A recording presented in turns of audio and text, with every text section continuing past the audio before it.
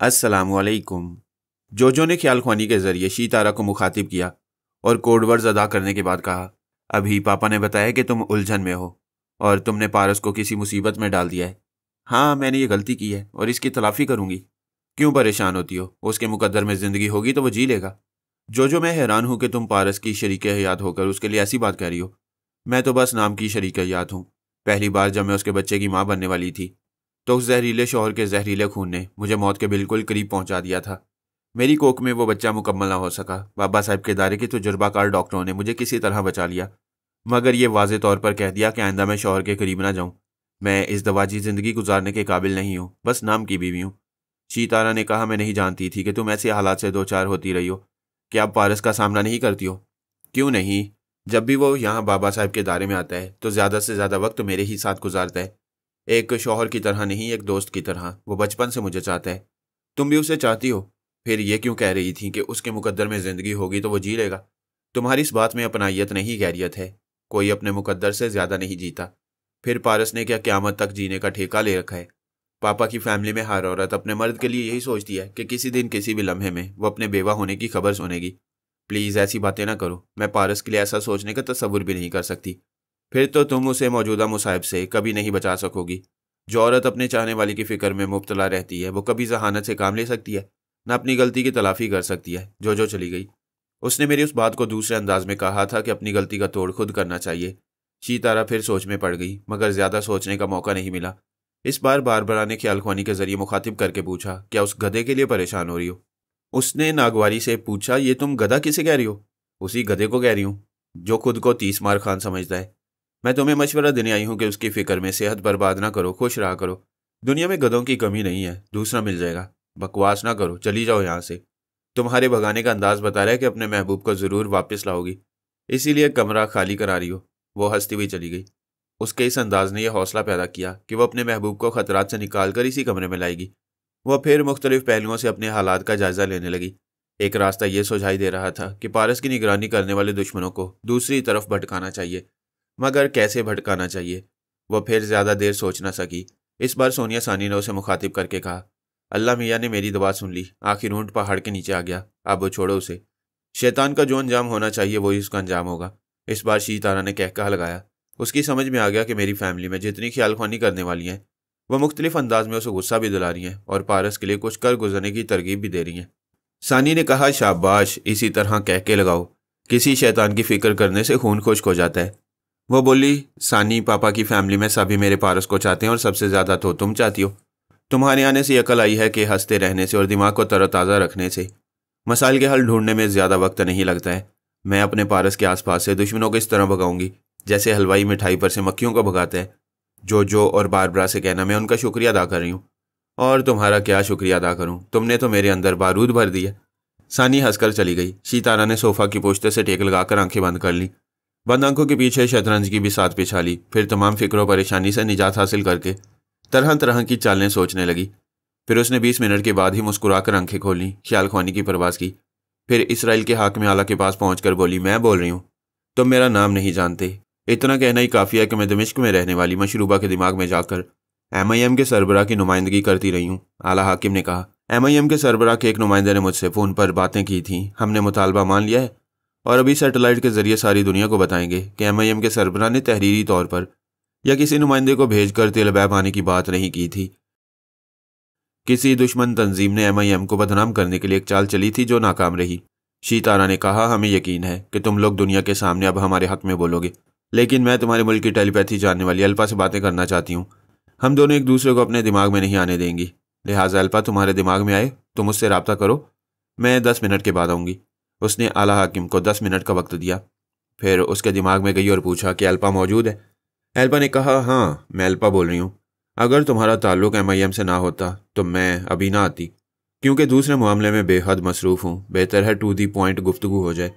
शीतारा ने कहा, मैं भी बहुत मसरूफ़ हूँ। मुख्तसर सी बात यह है कि हमें एक फ़्रॉड सरबराह के पीछे उस माइक हरारी का इल्म हो चुका है जिसका ताल्लुक सुपर मास्टर से है। यूं साफ जाहिर हो चुका है कि अमेरिका ने MIM को बदनाम करना चाहा था।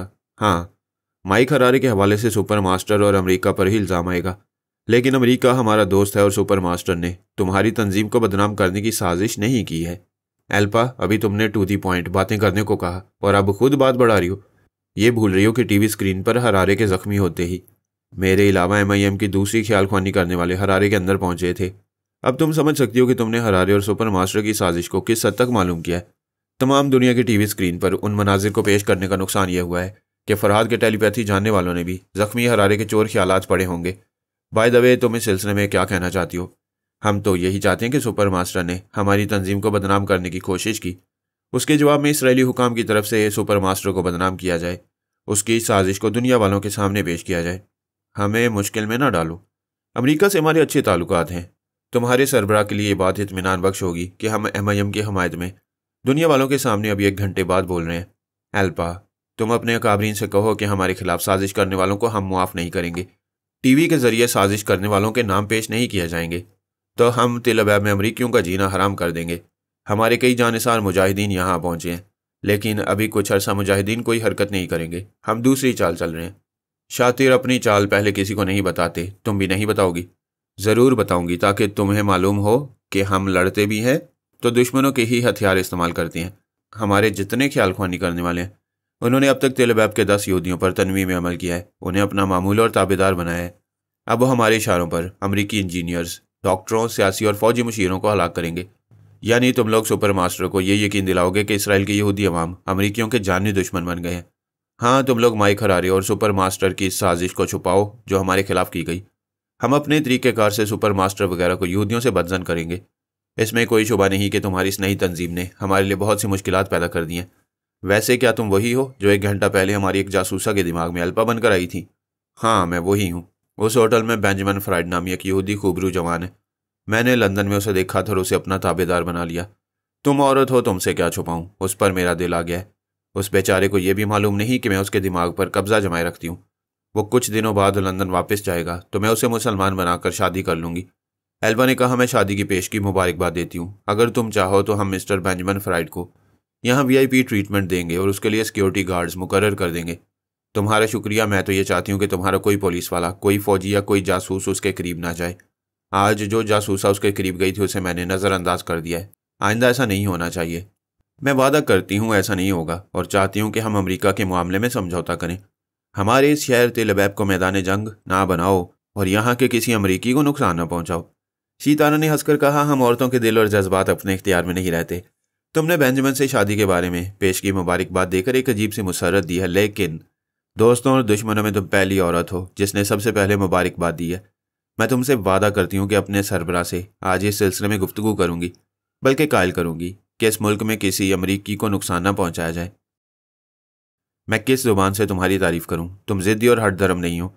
तुम किसी भी मामले में समझौते के लिए लचक पैदा कर लेती हो। क्या अपना नाम बताना पसंद करोगी? हमारे सरबराह ने खुद को और हम सबको सख्ती से गुमनाम रहने की ताकीद की है। वैसे माजी में तुम मुझे अच्छी तरह जानती थी। सिर्फ मैं ही नहीं, हमारे जितने ख्यालख्वानी करने वाले हैं उन्हें माजी में सभी देख चुके हैं, मगर अब हम सब के नाम और शख्सियतें बदल गई हैं। क्या मुझसे फिर रब्ता करोगी? देखो, जब हमारी गुफ्तगू शुरू हुई तो मैंने कहा था टू दी पॉइंट बातें करो। यानी मैं पीछा छुड़ाना चाहती थी और अब तुम्हारा पीछा नहीं छोड़ना चाहती हूँ। हम ज़रा सी देर में एक दूसरे के कितने करीब आ गए हैं। सच पूछो तो मैं भी बड़ी अपनायत महसूस कर रही हूँ। मैं 1 घंटे बाद रब्ता करूँगी और अपने सरबराह से होने वाली गुफ्तगू के बारे में भी बताऊँगी। तुमने हमारे इंटेलिजेंस के चीफ ब्रेन आदम का नाम सुना होगा। आइंदा हमारी मुलाकात ब्रेन आदम के दिमाग में होगी। हमारे हाकिम आला फ़ोन पर चीफ से बात कर रहे हैं, तुम उनकी आवाज़ सुन लो। आला हाकिम ने फ़ोन पर रब्ता किया तो ब्रेन आदम की आवाज़ सुनाई दी। हेलो, फरमाइए, मेरे लायक कोई खिदमत है? आला हाकिम ने कहा, MIM की एक ख्याल ख्वानी करने वाली मोहतरमा और मैडम एल्पा आपके दिमाग में आकर बातें करना चाहती हैं। क्या आपका कोई एतराज़ है? ब्रेन आदम ने कहा, एतराज़ नहीं है, लेकिन मैं मुख्तलिफ मामलात में मसरूफ़ रहता हूँ, लिहाजा उन दोनों की मुलाकात मेरे सेक्रेटरी के दिमाग में हो तो मेरी मसरूफियात में मुदाखलत नहीं हुआ करेगी। मैं अपने सेक्रेटरी की आवाज़ सुना रहा हूँ। चंद लम्हों के बाद शीतारा ने सेक्रेटरी की आवाज़ सुनी, फिर उसके दिमाग में पहुँच कर बोली, अल्पा तुम मौजूद हो? हाँ मौजूद हूँ। अब 1 घंटे बाद इसी सेक्रेटरी के दिमाग में हमारी मुलाकात होगी। वह दिमागी तौर पर अपनी जगह हाजिर हो गई। अब दिल का बोझ हल्का हो गया था। उसने पारस के लिए जो खतरात पैदा किए थे उसका तोड़ कर चुकी थी। अब कोई यहूदी दुश्मन उसके पारस के करीब नहीं जाएगा। इस हद तक उसकी हिफाजत करने के बाद वो सोचने लगी, इन यहूदियों का कोई भरोसा नहीं। वह लोग कहीं से छुप छुप कर ये मालूम करने के लिए पारस की निगरानी करेंगे कि उसकी टेलीपैथी जानने वाली महबूबा अपने MIM के मफादात के लिए अपने ताबेदार महबूब से कैसे कैसे काम ले रही है। अब यह ज़रूरी हो गया था कि पारस से रब्ता कायम करे, लेकिन कैसे? अब से पहले उसके मोबाइल फ़ोन के नंबर डायल किए तो पता चला उसने फ़ोन बंद कर रखा है। फिर उसने दिमागी रब्ता करने से भी मना किया था। वैसे अब तक खासी देर हो गई थी। वो जासूसा जो उसके साथ होटल के लॉन में ठंडा मशरूब पी रही थी वो जा चुकी होगी, और शायद अल्पा ने भी उसे ताकीद की होगी कि वो इस नौजवान बेंजामिन फ्राइड से दूर चली जाए। इस बार उसने पारस के मोबाइल फ़ोन को आजमाया तो राब्ता हो गया। वो बोली, मैं हूँ, प्लीज़ फ़ोन बंद ना करना। मैंने जो गलती की थी उसकी तलाफ़ी कर चुकी हूँ। मैंने बिगड़ी हुई बात बना दी है। मैं मालूम करना चाहती हूँ कि तुमने इतनी तेज़ रफ्तारी से बिगड़ी हुई बात कैसे बना दी। वो उसे पूरी तफसील से तमाम बातें बताने लगी। वह सब कुछ सुनने के बाद बोला, तुमने ये कमाल कर दिया। मैं तो समझता था कि औरत कमअकल होती है। वह फ़ख्र से मुस्कुराकर बोली, आखिर मैंने मनवा लिया कि मैं अब कमअकल नहीं हूँ। वाकई मान गया। भला कमअकल कैसे हो सकती हो? कमअकल उसे कहते हैं जिसके पास अकल होती है, और जब अकल होती है तो कम या ज़्यादा का हिसाब होता है। मैं कमअकल समझता था और तुमने साबित कर दिया कि अकल ही नहीं है। क्या बात कर रहे हो? क्या मेरी शातिराना चाल और जहानत से जल रहे हो? मेरे इस कारनामे में अब कोई गलती ज़रूर निकालोगे? मैं सिर्फ चंद बातें करूँगा, कोई गलती नहीं निकालूंगा। मैं मानता हूँ कि औरतें भी ज़हीन होती हैं। क्या मेरी मम्मा सोनिया की जहानत का कोई मुकाबला कर सकता है? वो बोली, हरगिज़ नहीं। तुमने अपनी माँ की जहानत की मिसाल देकर अपनी ही बात की नफ़ी कर दी और मान गए कि औरत ज़हीन होती है। फिर तुम भी मान जाओ कि अल्पा एक औरत है, उसने घाट घाट का पानी पिया है। जहानत और चालबाजी में वो तुमसे कम नहीं होगी। वो ज़रा चुप रही, फिर बोली, तुम ये कहना चाहते हो कि मैंने अल्पा की जहानत और चालबाजी से धोखा खाया क्या? उसने मेरी इस बात पर भरोसा नहीं किया है कि तुम एक यहूदी बेंजामिन फ्राइड हो, और मैंने तुम्हें तुम्हारी लालबी में ताबेदार बना रखा है। उसने यकीनन भरोसा किया है, क्योंकि उस जासूसा ने जिस टेलीपैथी जानने वाले को मेरे दिमाग में भेजा था उसने भी अल्पा को मेरे यहूदी होने की रिपोर्ट दी होगी। तुमने सिलसिले में कोई गलती नहीं की, बात कुछ और है। मैं भी तो सुनो कि वो कोई और बात क्या है। तुमने अल्पा पर यह जाहिर किया कि तुम MIM की एक ख्याल खोनी करने वाली औरत हो। मुजाहिदीन की वो MIM यहूदियों की कट्टर दुश्मन है, और तुम मुजाहिदा होकर एक यहूदी बेंजामिन को दिल दे बैठी हो और एक दिन उसे मुसलमान बनाकर उससे शादी कर लोगी। मैंने ऐसा कहने में कौन सी गलती की है? यही कि किसी को ज़बरदस्ती यहूदी, ईसाई, हिंदू या मुसलमान नहीं बनाया जा सकता, और टेलीपैथी के जरिए सिर्फ दिमाग मुतासिर होकर या सहरज़दा होकर मज़हब बदल सकता है, मगर रूह अपने दीन पर कायम रहती है। दिल से, दिमाग से और पूरी होशमंदी से इस्लाम कबूल किया जाता है। अगर जबरन ऐसा करना होता तो हमारे टेलीपैथी जानने वाले बहुत पहले ही तुम्हारे दिमाग पर कब्जा जमा कर तुम्हें हिंदू से मुसलमान बना देते। कोई ज़रूरी तो नहीं है कि तुम्हारे ये मजहबी तरीक़ाकार अल्पा भी समझती और मुझ पर शुबा कर रही हो। यही औरत की नादानी है कि वो दूसरी औरत को नादान समझती है। कि अल्पा मुझे और तुम्हें बेनकाब करने की कोई चाल नहीं चल रही होगी। क्या उसने यकीन कर लिया होगा कि MIM की टेलीपैथी जानने वाली एक यहूदी को ताबेदार बनाकर उससे इसराइलियों के खिलाफ कोई अहम काम नहीं ले रही होगी? ओ पारस, तुम्हारी ये बातें मुझे उलझा रही हैं। मैं मोबाइल फ़ोन पर ज़्यादा देर बातें नहीं कर सकता। इसकी बैटरी भी डाउन हो रही है। मुझे अपने दिमाग में आने दो या मेरे कमरे में आ जाओ। मैं अभी होटल से बहुत दूर हूँ, तुम्हारे पास नहीं आ सकता, और दिमाग में इसलिए नहीं आने दूंगा कि तुम्हारी मौजूदगी में कोई दुश्मन भी मेरी खोपड़ी में जगह बना सकता है। वैसे तुम मेरे पास चली आओ। पारस ने उसे बताया कि वो कहाँ मिल सकता है। वो खुश होकर बोली, मैं अभी चेंज करके आ रही हूँ। मुझसे मिलने की खुशी में दुश्मनों से गाफिल ना रहना। बहुत मोहतात होकर होटल से निकलो और अपना रिवॉल्वर ज़रूर अपने पास रखो। उसने उठकर अपनी अटैची से एक अच्छे लिबास का इंतखाब किया। इसे पहनकर चेहरे पर हल्का सा मेकअप किया। वह अपने चाहने वाले के लिए हर रोज़ नई दुल्हन तो नहीं बन सकती थी, मगर उसके लिए दुल्हन की तरह संवर सकती थी। वो होटल से बाहर आकर अपनी रेंटेड कार में बैठ गई। फिर इसे ड्राइव करती हुई शहर के मुख्तलिफ रास्तों से गुजरने लगी और पूरी तवज्जो से ये मालूम करने लगी कि कोई उसका ताक़ुब तो नहीं कर रहा। 1 घंटे की ड्राइविंग के बाद इत्मीनान हो गया। कोई उसके ताक़ुब में नहीं था। उसने कार को सही सिमत मोड़ दिया। समुंदर की साली सड़क पर तेज़ रफ्तारी से जाने लगी। पारस ने कहा था कि वो इसी सड़क पर एक वीरान से इलाके में एक सफ़ेद वैगन कार के पास खड़ा रहेगा। फिर वह दूर से खड़ा हुआ नजर आया। उसने करीब पहुंचकर सड़क के किनारे कार रोकी। फिर कार से निकलते हुए बोली, तुम होटल छोड़कर इतनी दूर क्यों आए हो? क्या वहाँ खतरा महसूस कर रहे थे? वो बोला, खतरा वहाँ नहीं, यहाँ है। ज़रा इसे देखो, ये मेरा मोबाइल फ़ोन है ना। 1 घंटे पहले तुमने इसी नंबर पर मुझसे बातें की थी। शीताना ने फ़ोन देखकर पूछा, यह सवाल क्यों कर रहे हो जबकि तुम्हारा फ़ोन है? ये मेरा फ़ोन नहीं है, और फॉर योर इन्फॉर्मेशन मैं बेंजामिन फ्राइड तुम्हारा पारस नहीं हूँ। वह ज़रा नाराज़गी से बोली, देखो ये हर वक्त उल्टा सीधा मजाक ना किया करो। वह मुस्कुरा कर बोला, यह मजाक वाकई उल्टा सीधा है, जिसे तुम पारस समझकर सीधी चले आई हो। उसकी हकीकत जानकर अब उल्टी हो जाओगी। मैंने इस पारस से ये मोबाइल फ़ोन हासिल किया और तुमने इसी फ़ोन पर मुझे पारस समझकर गुफ्तगू की। वैसे तुम्हारा यार बड़ा जीदार है। हम 6 आदमियों ने मिलकर उसे काबू किया था। उसी वक्त तो सफ़ेद वैगन कार का दरवाज़ा खुला। एक जवान औरत मुस्कुराती हुई बाहर आई। फिर वो शीतारा से मुखातिब हुई तो उसकी आवाज़ सुनकर शीतारा बदहवासी हो गई। वो अल्पा की आवाज़ थी।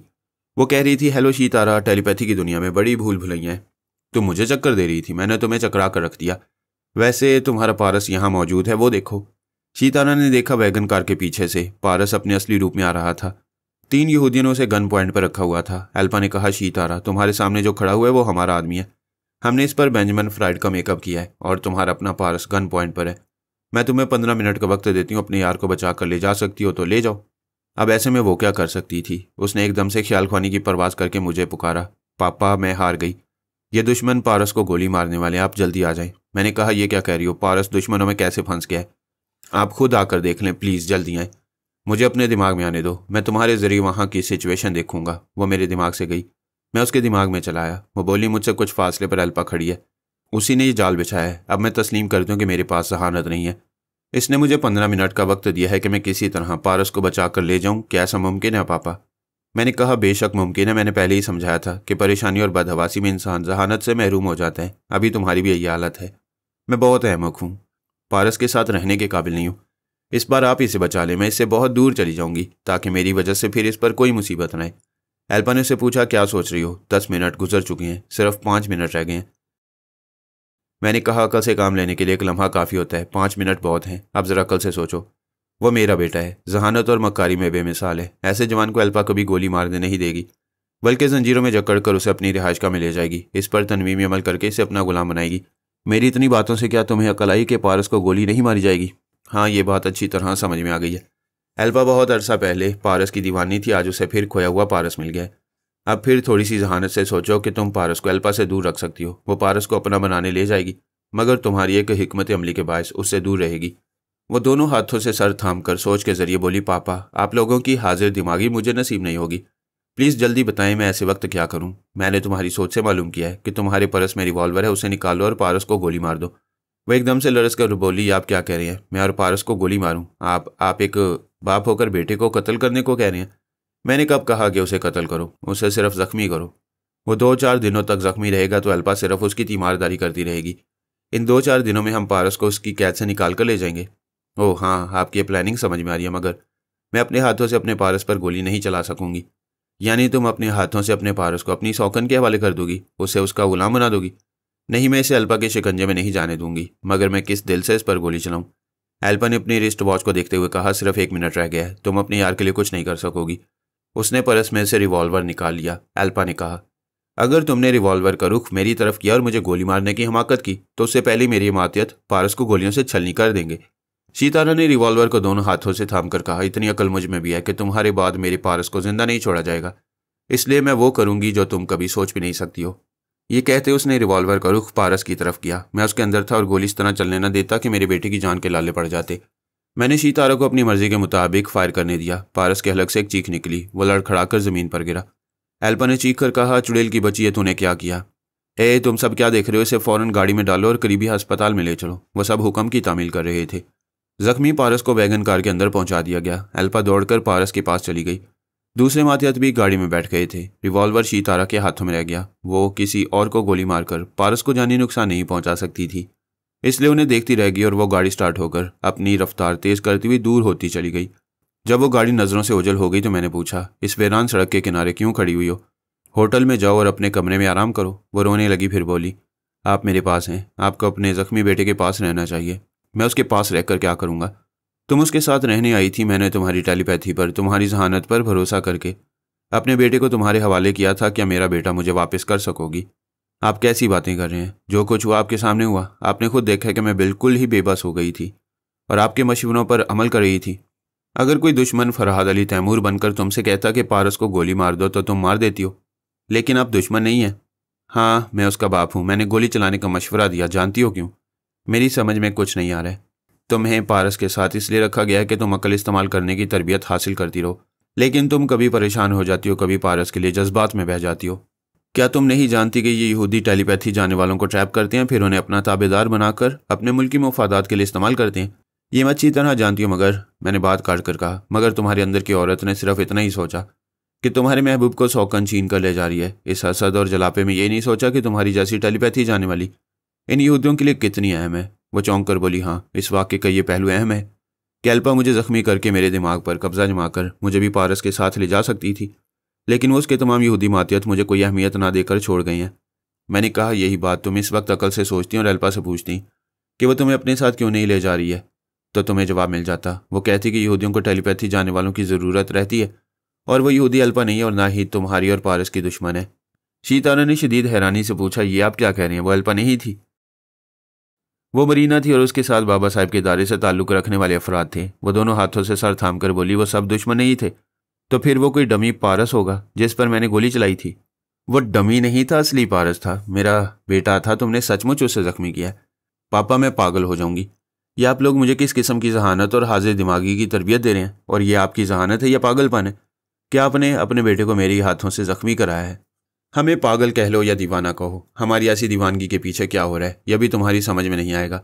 जल्द ही आगे चलकर मालूम हो जाएगा। इसलिए तुम सिर्फ अपनी बात करो कि तरबियत के इस मरहले पर सिर्फ ज़रा सी अकल की ज़रूरत थी। अगर वो यहूदी अल्प है तो तुम्हें क्यों नज़रअंदाज कर रही है? और ऐसे वक्त तुमने औरत के हासदाना जज्बे को क्यों गालिबाने दिया? मैं तस्लीम कर रही हूँ कि मुझसे एक नहीं कई गलतियाँ हो चुकी हैं। एक गलती को मुआफ़ किया जाता है, कई गलतियाँ काबिल मुआफ़ी नहीं होती। इसलिए तुम्हें यह सज़ा दी गई है कि तुम्हारे ही हाथों से पारस को ज़ख्मी कराया गया। हम किसी मकसद के तहत ये काम खुद कर सकते थे, मगर हम में से किसी ने ऐसा नहीं किया।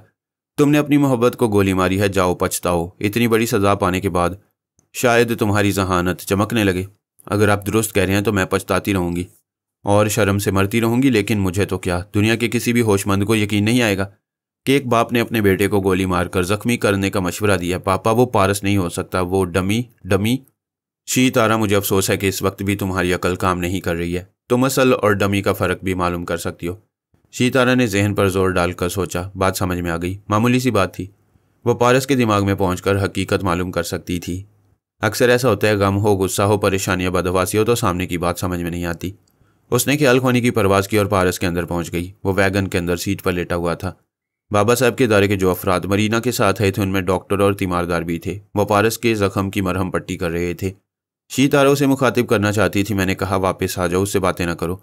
वह दिमागी तौर पर सड़क के किनारे अपनी कार के पास हाजिर हो गई। फिर बोली, पापा आपने मुझे उसके पास रहने क्यों नहीं दिया? यह भी तरबियत का एक मरहला है। तुम उसके पास गई, तुमने उसके पारस होने की तस्दीक की, उसके जख्म को भी देखा। अब तुम्हें चंद घंटों में बताना है कि मेरा बेटा इस तकलीफ दे मरहले से क्यों गुजर है।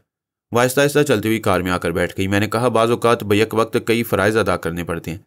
तुम्हें यह नहीं भूलना चाहिए कि तुमने ब्रेन आदम के सेक्रेटरी के दिमाग में अल्पा से 1 घंटे बाद मुलाकात का वक्त मुकर्रर किया था और अब 3 घंटे गुजर चुके हैं। जाओ और उससे भी राब्ता रखो। मैं उसे छोड़कर चला गया। वो कार ड्राइव करती हुई शहर की तरफ आई। फिर समुंदर के साहिल पर कार रोककर ब्रेन आदम के सेक्रेटरी के अंदर पहुंची और बोली, अल्फा को इतला दो, मैं उससे बात करना चाहती हूँ। वो बोला, आप 5 मिनट के बाद आने की जहमत करें, वो मेरे पास मौजूद रहेंगी। सेक्रेटरी ने सांस रोक ली। वो बताना नहीं चाहता था कि अल्फा से फ़ोन पर ब्रेन आदम के या किसी और फर्द के जरिए राब्ता कायम करता है। शीतारा 5 मिनट के बाद पहुंची। अल्फा वहाँ मौजूद थी। उसने कहा, तुमने 1 घंटे बाद मुलाकात करने का वादा किया था, क्या किसी अहम मामले में मसरूफ़ हो गई थी? मैं अपनी ज़िंदगी के सबसे अहम मामला में अभी तक मसरूफ़ हूँ। मेरा सबसे कीमती सरमाया चुरा लिया गया है। मैं अभी यकीन से नहीं कह सकती कि चोर किसे कहूँ। शुबा तुम पर भी है। यह क्या कह रही हो? तुम्हारा कौन सा कीमती सरमाया चुराया गया और तुम मुझ पर शुबा क्यों कर रही हो? मैं क्या बताऊँ, मेरा बेंजामिन फ्राइड कहीं खो गया है। मैंने कई बार उसके दिमाग में पहुँचने की कोशिशें की, लेकिन मुझे उसका दिमाग नहीं मिल रहा है। मेरा दिल नहीं मानता कि वो अब इस दुनिया में नहीं रहा। तकरीबन 4 घंटे पहले तुम्हारी एक जासूसा ने उससे गुफ्तगू की थी। तुम्हारे एक टेलीपैथी जानने वाले ने उसके ख्यालात पढ़े थे। वो अच्छा खासा सेहतमंद था, फिर उसे मौत कैसे आ सकती है? एल्पा ने कहा, तुम्हारे साथ ये जो ट्रेजिडी हो रही है इसके लिए मैं दिल से सदमा महसूस कर रही हूँ। कोई ज़रूरी नहीं है कि उसे मौत आई हो। टेलीपैथी जाने वाले दुश्मन किसी के भी दिमाग पर कब्जा जमा कर तनवीम अमल के जरिए उसकी पहली आवाज़ और लहजा भुला देती हैं और नई आवाज़ और लहजा उसके जहन में नक्श कर देती हैं, उसकी शख्सियत बदल देते हैं। हो सकता है किसी दुश्मन ने तुम्हारे बेंजामिन के साथ ऐसा किया हो और अब तुम्हें बेंजामिन की साहब आवाज़ और लहजा बदल कर जाने के बायस उसका दिमाग ना मिल रहा हो। मैं यही सोचकर दिल को तसल्ली दे रही हूँ कि वो जिंदा है और कोई मेरे बेंजामिन से या मुझसे दुश्मनी कर रहा है। और दुश्मनों की फहरिस्त में तुम मुझे भी शामिल कर रही हो, जबकि मैं तुमसे दोस्ती की आरजू कर रही हूँ। देखो एल्पा, अगर तुम्हारे किसी जासूस ने उसे कत्ल नहीं किया है और तुम्हारे किसी टेलीपैथी जानने वाले ने उसकी शख्सियत तब्दील नहीं की है, तो फिर सुपर मास्टर के किसी ख्यालख्वानी करने वाले ने यह दुश्मनी की है। फरहाद की फैमिली में भी कितने ही ख्यालख्वानी करने वाले हैं। तुम उन पर शुबा नहीं कर रही हो। तुम जानती हो कि फरहाद अली तैमूर भी हमारी तरह इसराइली हुकूमत की कितनी ही पॉलिसियों के खिलाफ है। और तुम सबके अलावा सुपर मास्टर भी जानते हैं कि फरहाद या बाबा साहब के इदारे से हमारा कोई ताल्लुक नहीं है। ना उनसे हमारी दोस्ती है और ना किसी मसले पर दुश्मनी। इसलिए उनसे हमें कभी नुकसान नहीं पहुंचेगा। मुझे अफसोस भी है और शर्मिंदगी भी। तुम्हारा महबूब हमारे शहर से कहीं गुम हो गया है। यहाँ बैरूनी ममालिक से आने वालों के वीज़ा वगैरह की कॉपियाँ महफूज रहती हैं। मैं उसके वीज़ा से बेशुमार तस्वीर बनाकर तमाम सुराग रसानों के हवाले करूँगी।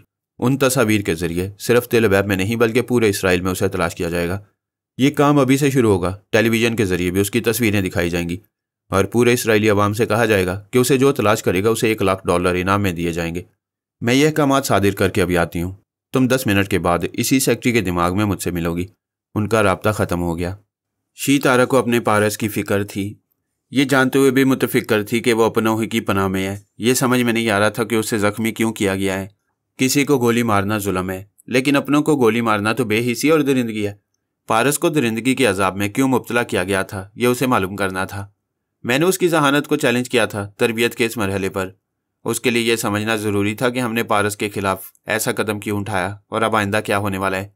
शीतारा ने सोचा कि यह बात भी सीधी सी समझ में आने वाली होगी, लेकिन इससे पहले वो सीधी और बिल्कुल सामने वाली बातों पर तवज्जो ना देकर गलतियां कर चुकी थी। लेकिन अब अपनी जहानत का सबूत देने के लिए बहुत दूर की कोड़ी लाना नहीं चाहती थी। वह समझ रही थी कि पारस का जख्मी होना भी बिल्कुल समझ में आने वाली बात होगी, जिसे वो भी समझ नहीं रही थी लेकिन समझने का अहद कर चुकी थी। पारस के चोर ख्यालात कोई भी ख्याल ख्वानी करने वाला पढ़ नहीं सकता था, इसलिए शीतारा चुपचाप उसके अंदर जाती तो नाकाम वापस आती। उसे तरबियत के इस मरहले पर सिर्फ जहानत से समझना था और वह चंद घंटों में अपनी जहानत का सबूत देकर मुझसे दाद वसूल करना चाहती थी। वो 10 मिनट के बाद फिर ब्रेन आदम के सेक्रेटरी के पास आ गई। वहाँ एल्पा ने आकर कहा, मैंने बड़ी सख्ती से अहकामात सादिर किए हैं। तुम्हारे बेंजामिन फ्राइड की तस्वीरें हर जासूस और हर पुलिस स्टेशन तक पहुंचाई जाएंगी और तुम आधे घंटे बाद टीवी स्क्रीन पर गुमशुदा बेंजामिन की तस्वीर देख सकोगी और ये ऐलान सुन सकोगी कि उसे तलाश करने वाले को $1,00,000 दिए जाएंगे। शीतारा ने कहा, मैं तुम्हारी मशकूर हूँ। तुम मेरे बेंजामिन को ढूंढ निकालने के लिए अपने तमाम ज़राए इस्तेमाल कर रही हो। मैं कसम खाकर कहती हूँ कि तुम्हारे भी किसी मुश्किल वक्त में बहुत काम आऊँगी। हमारे लिए तो मुश्किल वक्त यही है कि तुम्हारी तंजीम के सरबराह और हमारे आला हुकाम के दरमियान कोई राब्ता नहीं हो रहा। अगर उनकी आपस में गुफ्तगू होती तो एक दूसरे को समझने में आसानी होती, बहुत सी गलत फहमी दूर होती, फिर मुफाहमत और दोस्ती की राहें हमवार होने लगती। शीतारा ने कहा, मैंने इस सिलसिले में अपने सरबराह से गुफ्तगू की थी। वो कहते हैं कि इसराइली हुक्काम मुकम्मल ताउन नहीं कर रहे। निस्फ ताउन ये हो रहा है कि वह इब्लाग के तमाम ज़राए से ये तस्लीम करेंगे कि MIM के सरबराह ने तेल अवीव आने के सिलसिले में कोई फ्रॉड नहीं किया। वह दुश्मनों की चाल थी, लेकिन तुम लोग सुपर मास्टर को दुश्मन के तौर पर पेश नहीं करोगे। ये इसराइली हिकमत अमली हमारे सरबराह को पसंद नहीं है। एल्पा ने कहा, मैंने तुम्हें समझाया था कि यह हमारे मुल्क की सियासी मजबूरी है। हमें अपनी बका के लिए सुपर मास्टर को दोस्त बनाए रखना ज़रूरी है। मैंने तुम्हारी सियासी मजबूरी का जिक्र किया था, लेकिन हमारा सरबराह वही कहता है जो मैं पहले कह चुकी हूँ, यानी तुम अमरीकियों को दोस्त बनाए रखो, हम तो उन्हें ईंट का जवाब पत्थर से देंगे। यहाँ इसराइल में रहने वाले अमरीकियों का जीना दो भर कर देंगे। ये मुनासिब नहीं है। तुम्हारा सरबराह चाहे तो उनसे अमरीका में इंतकामी कार्रवाई कर सकता है। ऐसा यहाँ किया जाएगा तो हमारी हुकूमत को नुकसान पहुँचेगा। तुम दुरुस्त कहती हो, हमें तुम लोगों से नुकसान नहीं पहुंचना चाहिए। वो माइक हरारे फ्रॉड सरबराह बनकर हमें बदनाम करने आया था। अगर तुम्हारी हुकूमत उस माइक हरारे को हमारे हवाले कर दे तो हमारा सरबराह तुम्हारे आला हुकाम से गुफ्तगू करने और आपस में दोस्ती और समझौते की राहें निकालने को तैयार हो जाएगा। एल्पा ने कहा, माइक हरारे को तो हम अमरीका के भी हवाले नहीं करेंगे। वो टेलीपैथी जानता है और ऐसा गैर मामूली इल्म रखने वाले मुकद्दर से ही हाथ आते हैं। माइक हरारे हमारे लिए ऐसा कीमती सरमाया है जो सुपर मास्टर की गलत प्लानिंग के बायस हमारे शिकंजा में आ गया है। प्लीज़ अपने सरबराह को समझाओ कि उस टेलीपैथी जानने वाले का मुतालबा न करे। मैं तुमसे वादा करती हूँ कि तुम्हारा बेंजामिन हमारे मुल्क में अभी तक है। मैं उसे सुबह तक तलाश करके तुम्हारे हवाले कर दूंगी। तुम नहीं जान सकती कि मैं बेंजामिन के लिए कैसी दीवानी हो रही हूँ। अगर वह तुम्हारे जरिए मिलेगा तो मैं अपने सरबराह से तुम्हारी बातें मनवाने के लिए लड़ पड़ूंगी। किसी भी तरीके से उसे मजबूर कर दूंगी कि तुम्हारे आला हुकाम से रब्ता करे। ठीक है, मैं तुम्हारे बेंजामिन को किसी तरह तलाश कर लूँगी। तुम अपने और हमारे काबरीन को किसी तरह मुज़ाकरात की मेज़ पर ले आओ। बाय द वे, तुम्हारे बेंजामिन के सिलसिले में एक बात पूछना चाहती हूँ। ज़रूर पूछो। तुम्हारा सरबराह और तंजीम के तमाम मुजाहिदीन हम यहूदियों से नफरत करते हैं। क्या वो नहीं जानते कि एक यहूदी बेंजामिन को दिलो जान से तुम चाहती हो और यहाँ उसे तलाश करती फिर रही हो? हमारी कोई बात सरबराह से छुपी नहीं रहती। मेरा ख्याल है कि वो भी टेलीपैथी जानता है और मुख्तलिफ ज़राए से हमारी मसरूफियात का इल्म रखता है। उसने मुझसे कहा था कि वो मेरी और इस यहूदी की मोहब्बत महज इसलिए बर्दाश्त कर रहे हैं कि मैं बेंजामिन को मुसलमान करने वाली हूँ। फिर तो बेंजामिन तुम्हें हर हाल में मिलना चाहिए। तुम एक यहूदी को मुसलमान बनाओगी तो अपने सरबराह को खुश कर सकोगी। शीतारा ने हंसकर कहा, तुम एक यहूदी होकर ऐसा कह रही हो? तुम ये भी तो देखो कि मैं तुम्हारी जैसी मुसलमान को अपनी सहेली बना रही हूँ और तुम्हारे खोए हुए महबूब को तलाश करके ये साबित करना चाहती हूँ कि तुम्हारे लिए कितनी मुखलिस हूँ। बाय द वे, एक बात और पूछना चाहती हूँ। पूछने के लिए पूछना ज़रूरी नहीं, जो चाहो पूछो। क्या और कोई अहम बात है? हाँ, क्या फिर 1 घंटे बाद मिलोगी? शायद उस वक्त तक बेंजामिन का सुराग मिल जाए। शीतारा 1 घंटे बाद मिलने का वादा करके चली गई। एल्पा दिमागी तौर पर एक बंद कमरे में हाजिर हो गई। दूसरे कमरे में ब्रेन आदम और दूसरे आदम ब्रदर्स बैठे हुए थे। जब भी अल्पा सेक्रेटरी के दिमाग में जाकर शी तारा से बातें करती थी तो टेलीपैथी जाने वाला मोनारो भी अल्पा के साथ वहां मौजूद रहता। फिर उसके और शी तारा के दरमियान होने वाली गुफ्तगू ब्रेन आदम वगैरह को सुनाता रहता। और ब्रेन आदम वगैरह ये नहीं जानते थे कि एक्सरेमैन मार्टिन भी वहाँ ख्याल ख्वानी के जरिए मौजूद रहता है। उनका सबसे पुरस्कार सरबराह दाऊद मंडोला वहाँ नहीं था। वो टेलीपैथी जाने वाले टेरी आदम के साथ उस ऑपरेशन थिएटर में था जहाँ माइक हरारे का ब्रेन वॉश किया जा रहा था। एक ज़बरदस्त चक्करबाजी के दायरे में हम सब घूम रहे थे। दाऊद मंडोला और टेरी आदम को यह मालूम नहीं था कि सलमान सुल्तान और जय मॉर्गन भी इस ऑपरेशन थिएटर में माइक हरारे के अंदर मौजूद हैं। जब वो यहूदी टेलीपैथी जानने वाले माइक हरारे को गफलत में रखते थे तो हमारे साथ खुद भी हरारे के दिमाग से निकल आते। ऐसे वक्त कुछ किया नहीं जा सकता था और जब हरारे होश में रहता तो हम सब उसके अंदर जगह बना लेते। यहूदी टेलीपैथी जानने वाले रफ्ता रफ्ता उसका लबो लहजा और शख्सियत बदल रहे थे और सलमान वगैरह उसके अंदर होने वाली तमाम तब्दीलियों को समझते जा रहे थे।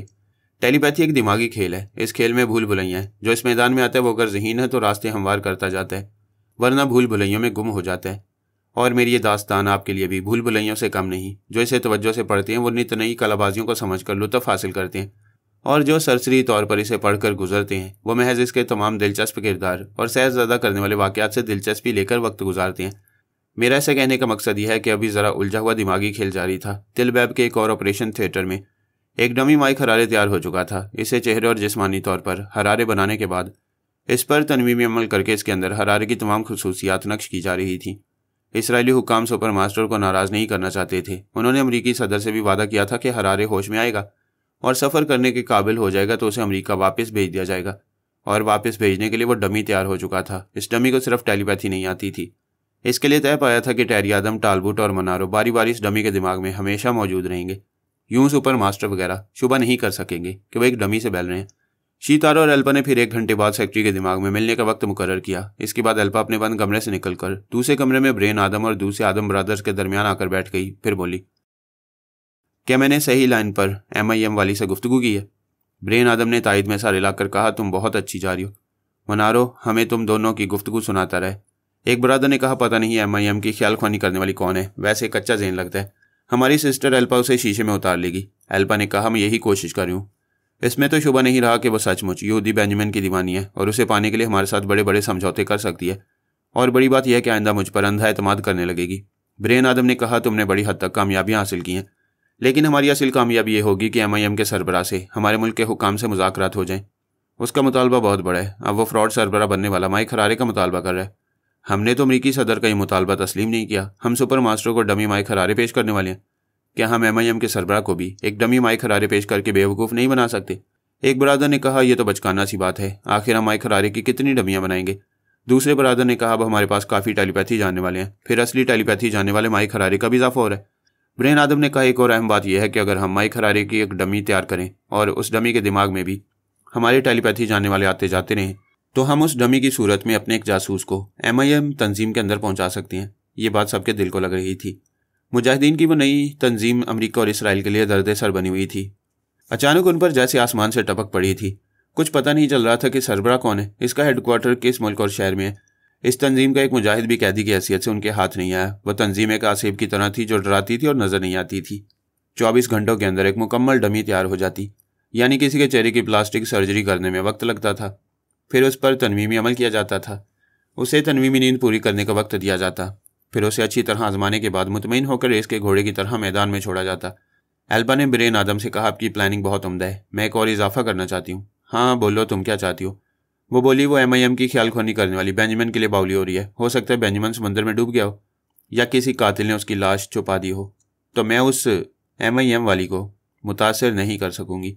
मुझे अपनी कारकर्दगी दिखाने के लिए बेंजामिन फ्राइड की एक डमी की ज़रूरत होगी। एक ब्रादर ने हंसते हुए कहा, अल्पा, हम आज के इजलास में यहाँ बैठे डमी हजरात का मेला लगा रहे हैं। क्या वो MIM वाली उस डमी बेंजामिन के ख्यालात पढ़कर मालूम नहीं करेगी कि वो फ्रॉड है? कैसे मालूम करेगी? वो खुद कह रही थी कि उसे अपने महबूब बेंजामिन का दिमाग नहीं मिल रहा। मैंने भी बेंजामिन की तस्वीर की आंखों में झांक कर ख्याल ख्वानी की परवास की थी। वो वाकई कहीं गुम हो चुका है। अगर उसे मौत नहीं आई और वो जिंदा है तो किसी दुश्मन ने उसका ब्रेन वॉश कर दिया, उसकी बेंजामिन वाली शख्सियत को मिटा दिया है। ऐसे में वो MIM की ख्याल ख्वानी डमी की दिमाग में जाकर तस्लीम करेगी कि बेंजामिन की सूरत शक्ल तो वही है, सिर्फ आवाज़, लहजा और शख्सियत बदल दी गई है। ब्रेन आदम ने इतराज़ करने वाले ब्रादर से कहा, आप हमेशा ये बात याद रखें कि हमें कई रास्ते बनाकर MIM तंजीम के अंदर घुसना है। हम माइक हरारे की डमी बना रहे हैं तो बेंजामिन की भी डमी बना सकते हैं। इस तरह हमारे 2 जासूस इस नई तंजीम के अंदर पहुंच जाएंगे। इस बहस में 1 घंटा गुजर गया। एल्पा तमाम ब्रदर्स के पास से उठकर दूसरे कमरे में आ गई, दरवाजे को अंदर से बंद कर दिया, फिर ख्याल ख्वानी की परवाज करके सेक्रेटरी के दिमाग में पहुंच गई। ऐसे ही वक्त शीतारा भी आ गई। उसने कहा, एल्पा तुम बहुत अच्छी हो। अभी 15 मिनट पहले मैंने टीवी स्क्रीन पर बेंजामिन की तस्वीर देखी और ये ऐलान भी सुना कि बेंजामिन को ढूंढ लाने वाला इनाम में $1,00,000 हासिल करेगा। एल्पा ने कहा, मैं हर मुमकिन कोशिश कर रही हूँ, मुझे यकीन है कि वो जल्द ही मिल जाएगा। दूसरी बात यह कि मैंने अपने सरबराह से माइक हरारे के सिलसिले में बात की थी। वो कहता है कि तुम्हारे सरबराह की तरफ से ये यकीन दहानी हो जाए कि हमारे साथ दोस्ती की राहें हमवार होंगी तो वो टेलीपैथी जाने वाले माइक हरारे जैसे सरमाए को तुम्हारे सरबराह की खिदमत में पेश कर देगा। ये दानिशमंदाना समझौते वाली बात है। तुम्हारे सरबराह का ये जज्बा काबिल कदर है कि वह हमसे दोस्ती की खातिर एक ज़हीन टेलीपैथी जाने वाले को हमारे हवाले करेगा। मैं अभी अपने सरबराह से बात करने जा रही हूँ, आधे घंटे बाद आऊँगी। एल्पा ने कहा, और एक बात कह देना कि तुम्हारे सरबराह ने टीवी स्क्रीन पर माइक हरारे को जख्मी होते देखा है। वो बेहोश भी हो गया था, लिहाजा इतनी जल्दी सफ़र के काबिल नहीं है। हम कल शाम तक उसे पेश कर सकेंगे। एल्पा ने यह कहकर राब्ता ख़त्म कर दिया। शीतारा दिमागी तौर पर अपनी जगह हाजिर हो गई। एल्पा की किसी बात पर उसके दिमाग में रोशनी का एक झमाका सा हुआ, जैसे जहन रोशन हो गया हो और उसकी रोशनी में यह गुत्थी सुलझने वाली हो। वो गौर करने लगी कि एल्पा की किस बात ने उसे चौंकाया है। वह एल्पा के मुंह से निकले हुए फिक्रे को अपने जहन में दोहराने लगी। उसने शीतारा से कहा था, तुम्हारे सरबराह ने टीवी स्क्रीन पर माइक हरारे को जख्मी होते देखा है। शीतारा ने भी स्क्रीन पर हरारे को गोली खाकर जख्मी होते देखा था। गोली उसके बाजू के गोश्त को चीरती हुई निकल गई थी। ठीक इस तरह मेरे मशवरे के मुताबिक शीतारा ने गोली चलाई थी और ठीक इसी तरह एक गोली पारस के बाजू का गोश्त चीरती हुई निकल गई थी। यानी वह दोनों माइक हरारे और पारस बिल्कुल एक ही तरह जख्मी हुए थे। वो खुशी से उछलकर खड़ी हो गई। फिर उसने ख्याल ख्वानी के जरिए मुझे मुखातिब किया, पापा आपने मेरी जहानत को आजमाने के लिए चंद घंटों का वक्त दिया था। अब मैं बताऊं कि आपने एक बाप होकर बेटे को क्यों जख्मी किया है। मैंने कहा, हाँ बताओ, मैं सुन रहा हूँ। आप पारस को माइक हरारे की जगह पहुंचाने वाले हैं और माइक हरारे को किसी ब्रेन वॉशिंग रूम से बाहर लाकर उसे यहूदियों के पंजे से निजात दिलाने वाले हैं। मैंने कहा, शाबाश, तुमने हमारी ये चाल समझ ली और अपनी जहानत का सबूत दिया है। आइंदा पारस यहूदी खुफिया तंजीम में माइक हरारे बनकर रहेगा। पारस टेलीपैथी नहीं जानता है, इसलिए मैं हमेशा उसके अंदर रहा करूंगी। बेशक तुम ज़्यादा से ज़्यादा उसके पास रहोगी, मगर मुसलसल दिन रात नहीं रह सकोगी। इसलिए हमारे दूसरे टेलीपैथी जानने वाले भी उसके अंदर आते जाते रहेंगे। वो हमारी आजमाइश में कामयाब होकर बहुत खुश थी। उसने एल्पा के साथ होने वाली तमाम बातें बताईं। मैंने सुनने के बाद कहा, बेंजामिन फ्राइड नामी किसी शख्स का वजूद नहीं है, मगर एल्पा तुमसे दोस्ती कायम रखने की खातिर कल तक एक यहूदी बेंजामिन फ्राइड पैदा कर देगी। मैं समझ रही हूँ। वह मुझे मुतासिर करने, मुझे सहेली बनाकर मेरे करीब तर होने की कोशिश करेगी। मैंने बड़े भरपूर तरीके से उसे यकीन दिलाया कि मैं बेंजामिन की दीवानी हूँ और उसे हासिल करने के लिए कुछ भी कर सकती हूँ। हाँ बेटी, दुश्मन के झूठ को आजमाने के लिए ऐसे ही मुख्तलिफ तरीके होते हैं। पारस तो अब बेंजामिन नहीं रहा, उसके चेहरे की प्लास्टिक सर्जरी हो रही है। वो माइक हरारे बन रहा है, लेकिन पासपोर्ट और वीज़ा के मुताबिक तिल अबीब में बेंजामिन फ्राइड मौजूद है। अब वो बेंजामिन वहाँ की यहूदी खुफिया तंजीम के मैटरनिटी होम में पैदा होगा और कल तुम्हारे पास पहुँचाया जाएगा। वो बोली, बेंजामिन की तरह वो लोग माइक हरारे की भी डमी पेश करेंगे और MIM के सरबराह को उस डमी के जरिए फ़रेब देना चाहेंगे। हाँ, उस पुरस्कार सरबराह से मिलने और मुज़ाकरात करने के लिए वो बहुत बेचैन है। उसके साथ समझौते की राहें हमवार करने के लिए एक टेलीपैथी जानने वाले माइक हरारे को तोहफा बनाकर पेश करेंगे। इस सिलसिले में एक अहम सवाल यह है कि MIM का सरबराह यह आना पसंद करेगा या नहीं। मैंने कहा, वो भी कुछ अजीबोगरीब सरबराह है। हमने त्यारे के अगवा के वक्त उसके मुजाहिदीन की मदद की। तुम और पारस दमिश्क में उसके काम आए। यहाँ तिल अबीब में एक फ्रॉड सरबराह का ड्रामा प्ले किया गया, लेकिन उसकी तरफ से कोई अमल और रद्द अमल सामने नहीं आ रहा। वो बोली, बड़ी हैरानी की बात है, वो दुश्मनों से कुछ नहीं बोल रहे। हम जैसे दोस्तों से उसे रस्मी तौर पर ही राब्ता करना चाहिए। मैं समझता हूँ कि हम उसके मामले में पेश हैं। वो फ्रॉड सरबराह के सिलसिले में जो करना चाहता होगा हम वही कर रहे हैं। यानी हम बज़ाहिर खामोश रहकर इसराइल पर जाहिर करें कि अमेरिका ने फ्रॉड सरबराह का ड्रामा प्ले किया है। MIM का वो सरबराह कहीं बैठा हुआ मज़े से ये ड्रामा देख रहा है और इस मामले में कुछ बोलना ज़रूरी नहीं समझ रहा। पापा, ये तो कोई अच्छी बात नहीं कि वो मज़े से बैठा रहे और हम सब MIM मुजाहिदीन बनकर उसका काम करते रहें। इब्तदा से अब तक हिसाब करें तो यही बात सामने आती है जैसे MIM का कोई वजूद नहीं है। हम ही MIM के मुजाहिदीन बनकर सरगर्मियाँ दिखाते आ रहे हैं। मैंने हंसते हुए तायद की, हकीकतन किसी हद तक ऐसा ही हो रहा है, मगर ज़रा सब्र करो, वो ज़्यादा अरसे तक पर्दों के पीछे नहीं रहेगा। कोई भी इस्लामी मुल्क किसी वक्त इसराइल से कोई दोस्ताना मुआहदा करना चाहेगा तो वो उनके खिलाफ फिर मैदान अमल में आएगा। उसकी अब तक की कारकर्दगी यही जाहिर करती है कि वो मुमलिकत इसराइल के खिलाफ और किसी भी इस्लामी मुल्क को उसे दोस्ती करने का मौका नहीं देना चाहता। अब इस मामले में क्या होगा कि ये लोग MIM के सरबराह से मुलाकात करना चाहते हैं। मैंने अल्पा से कहा कि नई तंजीम का सरबराह माइक हरारे का मुतालबा कर रहा है और ये यहूदी उसका भी मुतालबा पूरा करने को तैयार है। ये अलग सी बात है कि वो हरारे की डमी पेश करेंगे। इस सिलसिले में सबसे अहम बात यह है कि अमेरिका और इसराइल में और उनसे दोस्ती करने वाले तमाम इस्लामी ममालिक में MIM का नाम दिन रात गूंजता रहे और उन सबको अंगारों के बिस्तर पर लौटना पड़े। यही वजह है कि हमने एक फ्रॉड सरबराह को तेल अबैब भेजा। MIM से परेशान रहने वाले ममालिक तेल अबैब में सरबराह की आमद के बायस बहुत बेचैन रहे। जब फ्रॉड खुल गया तो हमारे मजबूर करने पर उन्होंने MIM की हमायत में बयान दिया और आप बाप बेटे इस ड्रामे के पसे पर्दा बहुत बड़ा फ़ायदा उठा रहे हैं। पारस माइक हरारे बनकर यहूदी खुफिया तंजीम में घुसने वाला है। पापा आप लोगों की शातराना चालों का जवाब नहीं है। बेटी जब भी कामयाबी हासिल हो तो उसकी खुशी में मगन रहकर दूसरे फ़राइज़ को नहीं भूला करो। हमारा मकसद MIM को एटम बम से भी ज़्यादा दहशतनाक बनाकर पेश करना है और आइंदा ऐसा करने के लिए फिर MIM के सरबराह को तेल अबैब पहुँचाना होगा। मैं अभी ये पूछने वाली थी कि इसराइली हुकाम की तरफ से टेलीपैथी जाने वाले माइक हरारे को तोहफे के तौर पर कबूल करने के लिए असल सरबराह आएगा या नकली? असल सरबराह तो कोई सांस डकार नहीं ले रहा है, जैसे सचमुच हड्डियों का ढांचा बनकर खामोश हो गया है। लिहाजा हमें ही कुछ करना होगा। मैंने अलबा से कहा था कि आधे घंटे बाद आकर गुफ्तगू करूंगी और अपने सरबराह का फैसला सुनाऊंगी। क्या ये फैसला सुनाया जाए कि वो यहाँ आने के लिए राज़ी हो गया है, और क्या उसकी आमद की तारीख भी बताई जाए? उसे कह दो कि वो 2 दिनों के बाद 15 तारीख को आना चाहता है। कल सुबह तक ये तारीख कन्फर्म की जाएगी। वो चली गई। चंद लम्हों के बाद जे मॉर्गन ने मेरे पास आकर कोड वर्ड्स अदा किए, फिर कहा, असली माइक हरारे पर तनवीमी अमल करके उसकी शख्सियत तब्दील की जा रही है। सलमान भाई उसके अमल को नाकाम बनाने के लिए हरारे के अंदर मौजूद हैं। क्या आप आना चाहेंगे? मैं जे मॉर्गन के साथ माइक हरारे के दिमाग में पहुंच गया। यहूदी टेलीपैथी जाने वाला टेरी आदम उस पर अमल कर रहा था। उसे अपना मामूल बनाकर उसके दिमाग से माइक हरारे की शख्सियत को बुला रहा था और ये बातें नक्श कर रहा था कि माइक हरारे ऐसा ही नहीं बल्कि एक कट्टर यहूदी है। अपने मुल्क और यहूदी कौम को हर तरह के फ़ायदे पहुंचाने के लिए अपने टेलीपैथी के इल्म को इस्तेमाल करता है।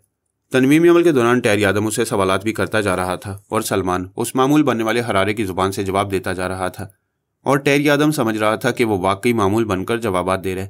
इस तनवीमी अमल के दौरान सबसे अहम बात यह थी कि माइक हरारे को खुफिया यहूदी तंजीम का वफादार बनाया जा रहा था और माइक हरारे सलमान की मर्जी के मुताबिक वफादारी का यकीन दिला रहा था। जब अमल ख़त्म हो गया तो उसे कम अज़ कम 4 घंटे तक तनवीमी नींद सोने का हुक्म दिया गया। इसके बाद हरारे के दिमाग में खामोशी छा गई। अमल ख़त्म हो चुका था। टेरी आदम उसे नींद पूरी करने के लिए छोड़ गया। सलमान वहाँ खामोशी से मौजूद रहा। वह तनवीमी अमल करने वाला शायद किसी वक्त आकर तस्दीक कर सकता था कि उसका मामूल वाकई गहरी नींद सो रहा है या नहीं। हम में से किसी को उसके दिमाग के अंदर कुछ बोलने की ज़रूरत नहीं थी। सलमान और जय मॉर्गन ने पिछले 12 घंटों से बारी बारी उसके अंदर रहकर यहूदी ख्याल ख्वानी करने वालों को हरारे की ब्रेन वॉशिंग का मौका नहीं दिया था। इस अरसे में उन्होंने महसूस किया था कि हरारे के अंदर टेरी आदम के अलावा कोई और भी ख्याल ख्वानी करने वाला आता है।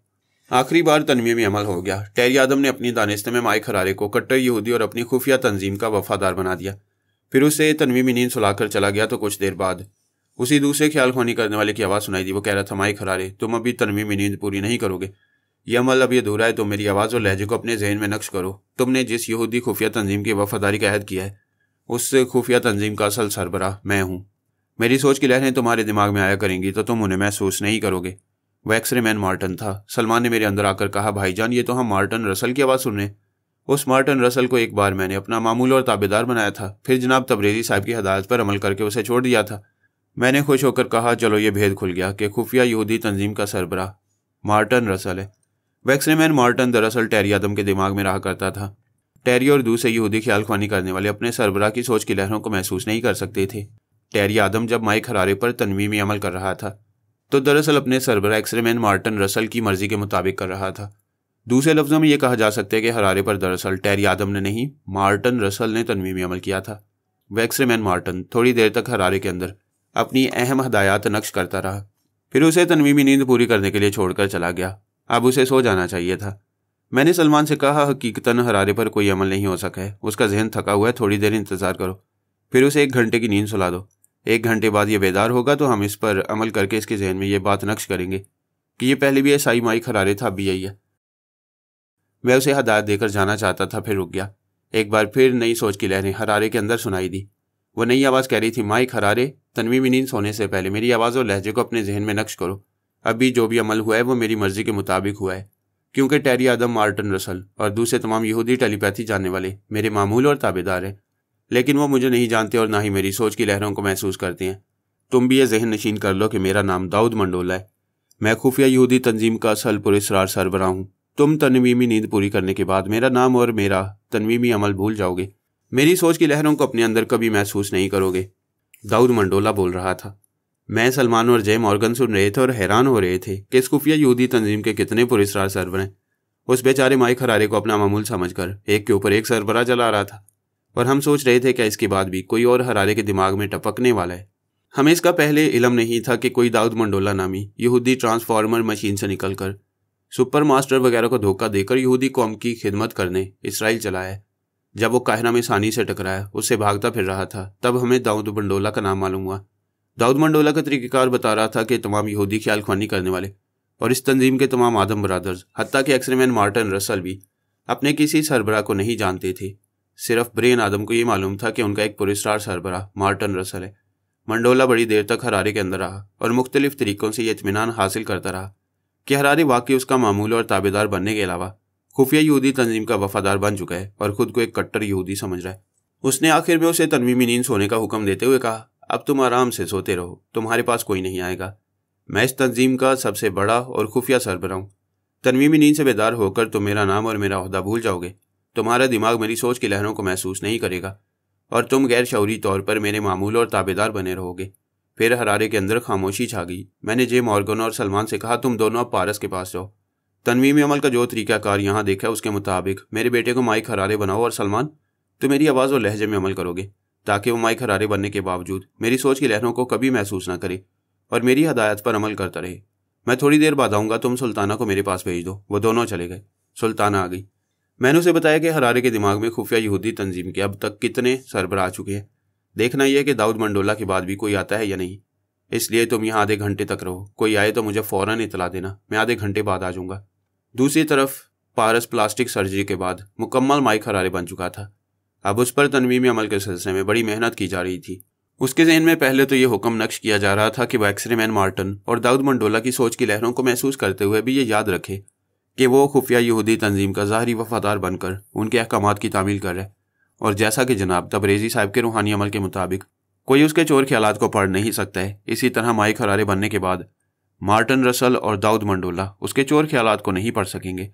वो दोनों सरबराह बज़ाहिर उसके आमिल रहेंगे और वह मामूल बनकर उनके हर हुक्म की तामील करता रहेगा, लेकिन दर पर्दा उसका असल आमिल उसका बाप फरहाद अली तैमूर रहेगा। वो किसी कोड वर्ड के बगैर उसकी सोच की लहरों को महसूस नहीं करेगा और बाप की हदायत पर अमल करता रहेगा। मैं आधे घंटे बाद हरारे के पास सुल्ताना के दिमाग में आया। वो बोली, मैं मुसलसल यहाँ हूँ और अभी तक मैंने किसी और आमिल की आवाज़ नहीं सुनी। इससे ज़ाहिर होता है कि इस खुफिया यहूदी तंजीम का असल सरबराह पुरस्कार दाऊद मंडोला है। अब तुम जाओ।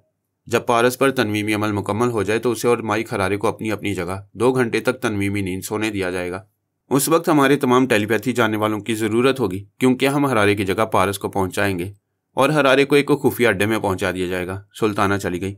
तेलबैब में समुंदर के किनारे एक खूबसूरत सा बंगला बना हुआ था। वह बंगला बज़ाहिर एक बहुत बड़े यहूदी ताजिर का था, लेकिन असल में इसके अंदरूनी हिस्सों के तय खाने में खुफिया यहूदी तंजीम का ऑपरेशन थिएटर था, जहाँ इस वक्त माइक हरारे तनवीमी नींद पूरी कर रहा था।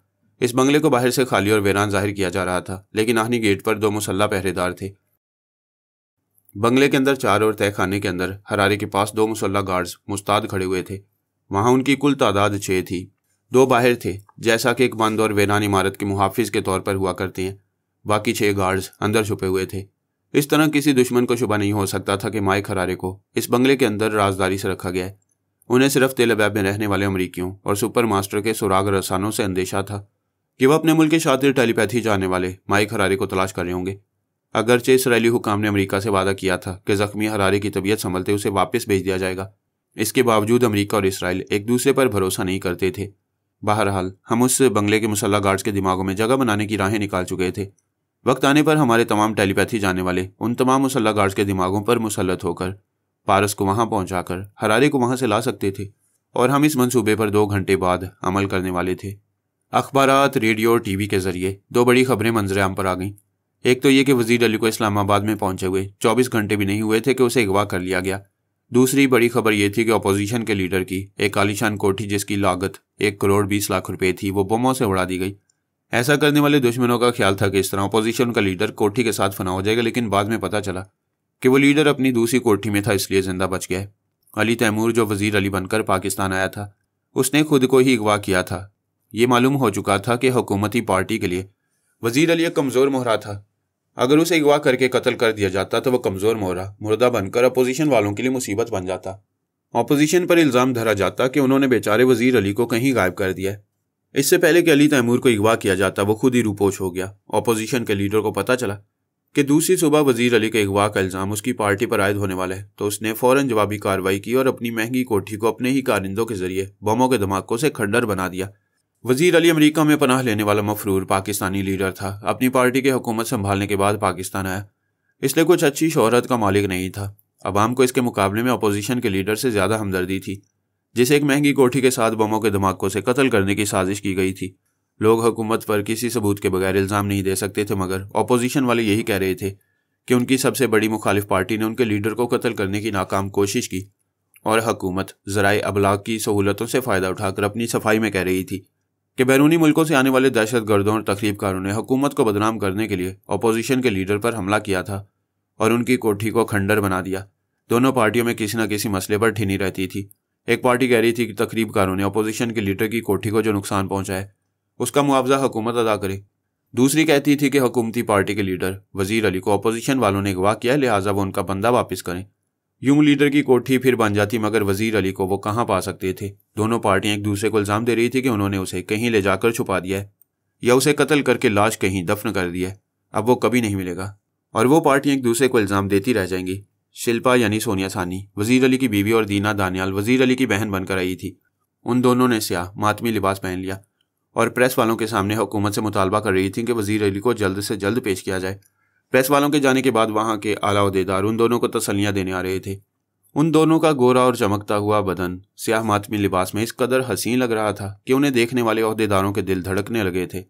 उन्हें यूं लग रहा था जैसे वो हसीनाएं रात के लिबास में सूरज का सा बदन छुपाए हुए हैं और सूरज की किरणें कहीं कहीं लिबास के बाहर झलक रही हैं। वो हवसनाक होकर सोच रहे थे, पता नहीं पूरा पूरा सूरज कैसा होगा। सानी और दीना अपने अपने कमरे में बैठी हुई थी और हर ओहदेदार उनसे तनहा मिलने और तसल्लियाँ देने आ रहा था। कोई अपनी माँ की कसम खाकर कह रहा था कि वजीर अली को ढूंढने के लिए इन हसीनाओं की खातिर ज़मीन और आसमान एक कर देगा। एक ने जज्बाती होकर सानी का हाथ पकड़ लिया। वो अपना हाथ छुड़ाकर बोली, प्लीज़ ऐसा ना करें, मेरा शौहर मुझे देख रहा है। ओहदेदार ने घबराकर इधर उधर देखा, फिर झीम कर कहा, वो कैसे देखेगा, उसे तो लोग अगवा करके ले गए। हाँ, मगर मैं महसूस करती हूँ कि वो मुझे छुप छुप कर कहीं से देख रहा है। तुम ऐसा क्यों महसूस करती हो? वजीर अली कहता है मैं बहुत हसीन हूँ, मुझे ताले चाबी में रखना चाहिए वरना कोई मुझ पर हाथ साफ कर देगा। वह मुस्कुरा कर बोला, इसमें तो कोई शुबा नहीं है, मैं तुमसे दोस्ती करना चाहता हूँ, अगर राजी हो जाऊँ तो मैं तुम्हारे इस ताले चाबी वाले को कहीं से ढूंढ लाऊंगा। जब यही पता नहीं है कि उसे किस पार्टी के लोग कहाँ ले गए हैं तो आप कैसे तलाश करेंगे? मेरे बड़े ज़राए हैं, मैं कोई ज़बरदस्त प्लानिंग करूँगा, मगर पहले हमारी दोस्ती ज़रूरी है। मैं उस वक्त दोस्ती करूँगी जब तुम अपनी कोई ज़बरदस्त प्लानिंग बताओगे और इस प्लानिंग से मुझे कायल करोगे। लेकिन ज़बरदस्त तदबीर सोचने के लिए कुछ वक्त लगता है। मैं कहीं भागी नहीं जा रही हूँ, तुम अभी ड्राइंग रूम में जाओ और तदबीर सोचो, फिर कोई तदबीर सूझे तो मेरे इस बेडरूम में चले आना। वो कुछ मायूसा होकर बेडरूम से चला गया, फिर ड्राइंग रूम में जाकर बैठ गया। सानी उसके ख्यालात पढ़कर समझ गई थी कि वह उस पर बुरी तरह मर मिटा है और आज की रात शराब के साथ उसे भी हासिल करना चाहता है। वो अपने बेडरूम का दरवाज़ा बंद करके दीना दानियाल के दिमाग में आ गई। दीना दानियाल पाकिस्तान में एटमी प्लांट की सही तफसीलात मालूम करने आई थी। पिछली रात यहाँ के एक बहुत बड़े ओहदेदार ने उसे कहा था कि यहाँ एटमी प्लांट में 3 काबिल साइंसदान काम कर रहे हैं, मगर ये पता नहीं कि क्या कर रहे हैं। उन तीनों में रहमान कुरैशी नामी एक साइंसदान है। वह बड़ी हद तक जिंदा दिल है और शायद दिल फेंक भी है। उसे हुस्नो शबाब के जाल में फांसा जाए तो वह बहुत से राज उगल देगा। ये प्लानिंग पिछली रात की गई थी। अब दूसरी रात उस ओहदेदार ने साइंसदान रहमान कुरैशी से कहा था कि वजीर अली की बहन दीना दानियाल बहुत सोगवार है, हम उसे तसल्लियाँ देकर आए हैं कि उसका अगवा शुदा भाई बाजियाब कर लिया जाएगा। तुम भी जाओ और उस बेचारी से हमदर्दी के 2 बोल कह दो। अक्सर साइंसदान होटलों और क्लबों में या तकरीबात वगैरह में नहीं जाते और किसी दोस्त के साथ भी वक्त नहीं गुजारते, क्योंकि उन पर भारी जिम्मेदारियाँ आयद होती हैं। फिर वो खुद भी साइंसी तहकीकात में इतने मसरूफ़ रहते हैं कि बैरूनी दुनिया से उनका ताल्लुक शाज़ो नाज़िर ही रहता है। रहमान कुरैशी को जब बड़े साहब ने एक हसीना से मिलने की इजाज़त दी तो वह उससे मिलने चला आया। सानी अक्सर दीना दानियाल के ख्यालात पढ़ा करती थी। उसे मालूम था कि दूसरे बेडरूम में रहमान कुरैशी एक हमदर्द बनकर दीना दानियाल से मुलाकात करने आया है और हमदर्दी भूलकर उसके हुस्न व शबाब का दीवाना हो रहा है। इसमें शुबा नहीं कि दीना की अदाएँ बड़ी काफिराना होती थीं। उसकी कुर्बत में पहुँचने वाला मुसलमान भी काफिर हो जाता। दीना ने उसे मुसाफिया किया था, सिर्फ अपना हाथ पकड़ने दिया था, हथेली तक पहुँचने नहीं दे रही थी। उसे बातों से बहला रही थी और कह रही थी, मैं कवारी हूँ, यूँ देर तक हाथ ना पकड़ो। उसने पूछा, कब तक कवारी रहोगी? क्या मैं तुम्हारा आइडियल नहीं बन सकता? मेरा आइडियल वो होगा जो मेरा सिर्फ शौहर ना हो बल्कि दोस्त भी हो। जो सिर्फ शौहर होते हैं वो बीवी से बाहर की बातें छुपाते हैं। उनसे दफ्तर की कोई बात पूछो तो कहते हैं कि घर में दफ्तर की बातें ना पूछा करो। वो बोला, मैं ऐसा नहीं हूँ। जब तुम्हें अपना बनाऊंगा तो दिल की कोई बात नहीं छुपाऊंगा। अगर मैं इसी लम्हे में तुम्हारी बन जाऊं और तुम्हारी राजदार बनकर रहने की कसम भी खाऊं, तो क्या तुम यहाँ के एटमी प्रोग्रामों के मुतालिक बताओगे? जब तुम अपना जिस्म और जान सिर्फ मुझ पर निछावर करोगी और सिर्फ मेरी ही राजदार बनकर रहोगी, तो फिर मैं तुमसे कोई राज नहीं छुपाऊंगा। वो उसकी गर्दन में बाहें डालकर बोली, मैंने एक लिबास पर दूसरा लिबास पहने। मैं बहुत ठहर ठहर कर एक लिबास उतारूंगी, मगर तुम ठहर ठहर कर नहीं बोलोगे। जितनी सच्चाई से बोलोगे उतनी ही सफाई से तुम्हें दिखाऊंगी कि कितने एटमी ज़र्रात के मिलने से हसीन औरत का एक होशरुबा बदन बनता है।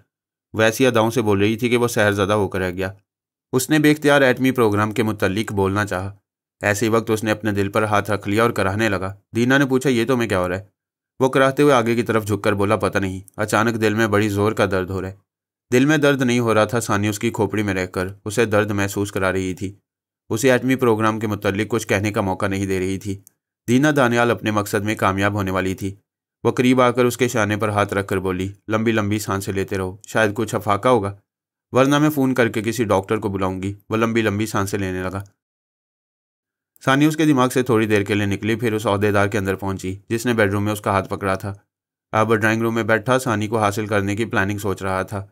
सानी उसके दिमाग पर कब्जा जमाकर उसे ड्राइंग रूम से दौड़ाती हुई दीना दानियाल के बेडरूम के दरवाजे पर ले आई। दरवाज़ा अंदर से बंद था। अंदर दीना दानियाल का आशिक साइंसदान रहमान कुरैशी नॉर्मल हो गया था और फिर एटमी प्रोग्राम के मुतालिक बोलने वाला था। उस वक्त बाहर से दरवाज़ा पीटने की आवाज़ आई।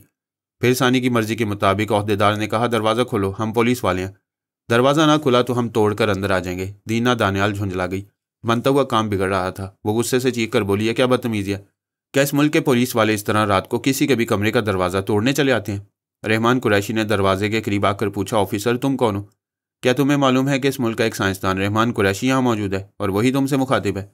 बाहर से आवाज़ आई, आप दरवाज़ा खोलें। अगर आप वाकई रहमान कुरैशी साहब होंगे तो हम चले जाएंगे।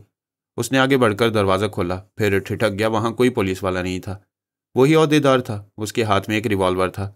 इससे पहले कि रहमान कुरैशी उसे पहचान कर कुछ कहता, उसने गोली चला दी। गोली ठीक उसी दिल में लगी जहाँ थोड़ी देर पहले उसने दर्द महसूस किया था।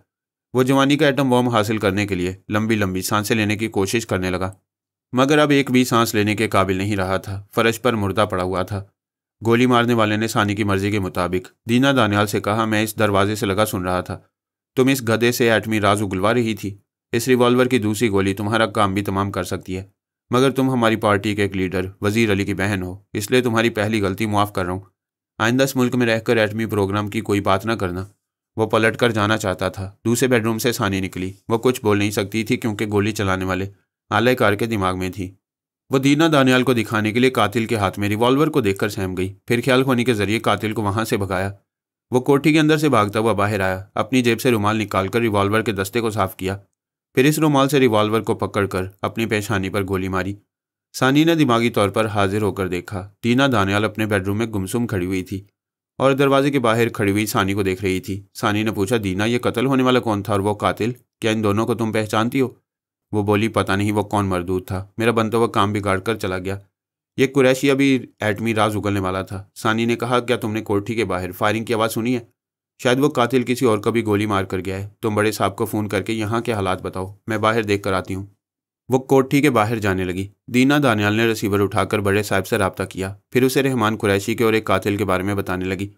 बड़े साहब ने तमाम बातें सुनने के बाद कहा, मूसाद और रा के मुश्तरका जोनल लीडर MIM वालों के हाथों मारे गए हैं। रहमान कुरैशी को यहाँ का राज बताने से पहले मारने वाले भी वहीं मौजूद होंगे। सानी ने बाहर आकर कहा, वो कातिल जो यहाँ से भाग कर गया था उसे बाहर किसी ने कत्ल कर दिया है। ऐसे वक्त पेट्रोलिंग करने वाली पुलिस पहुँच गई है। उसका अफसर उस मकतूल होने वाले कातिल के मुतल्लिक कह रहा है कि वो बात पूरी होने से पहले पुलिस अफसर सिपाहियों के साथ वहाँ पहुँचा। दीना दानियाल ने पूछा, अफसर, हमसे कोई सवाल करने से पहले अपने बड़े साहब से बात करो। उसने रिसीवर बढ़ाया। अफसर ने रिसीवर लेकर कहा, हेलो, मैं कश्मीरी बाजार थाने का इंस्पेक्टर बोल रहा हूँ।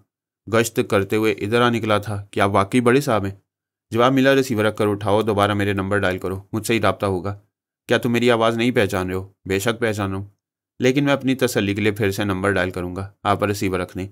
दूसरी तरफ से रिसीवर रखा गया। फिर इंस्पेक्टर ने रिसीवर उठाकर नंबर डायल किए तो अपने उन्हीं बड़े साहब की आवाज़ सुनाई दी। वो बोला, सर, मुआफ़ी चाहता हूँ, बहुत से लोग दूसरों की आवाज़ों की कामयाब नकल करते हैं, इसलिए मैंने उधर से बात काट कर कहा गया, मुआफ़ी ना मांगो, मैं तुम्हारी फ़र्ज़ शनासी से खुश हूँ। ये बताओ कातिल कौन है? जनाब आली, मैं यही मालूम करने की कोशिश कर रहा हूँ। यहाँ वज़ीर अली साहब के हमशीरा के कमरे में मारूफ साइंसदान रहमान कुरैशी की लाश पड़ी है और कोठी के बाहर हमने एक बड़े सरकारी अफसर की लाश देखी है। सानी ने कहा, इंस्पेक्टर, जिसे तुम सरकारी अफसर कह रहे हो वही रहमान कुरैशी को कत्ल करके यहाँ से गया था।